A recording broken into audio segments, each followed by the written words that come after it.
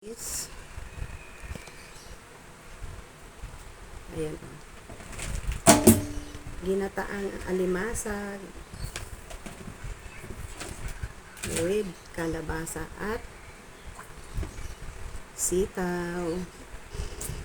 Yun po ang ating ulam ngayon. Tapos mayroon akong nabiling maliliit na galunggong aking ginawang lutong ano ba yun? Pangat. Hindi ko siya pinaksil.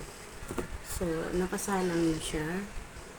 Ngayon, ito naman ang aking isusunod na lulutuin. Ating ginataang alimasag.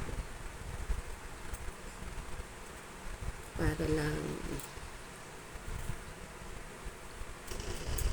hindi siya nagigisa. Hindi po ako nagigisa nito. Para wala siyang mantika, di ba? Ngayon, ipiprepare ko muna para ito ay ating isusunod doon sa aking isda. Di ba? Tayo ay magluto muna, no? Mamaya po ulit ipapakita sa inyo kapag luto na lahat. Isusunod natin siya. Hanggang dito na lang muna, guys. Mamaya naman ulit.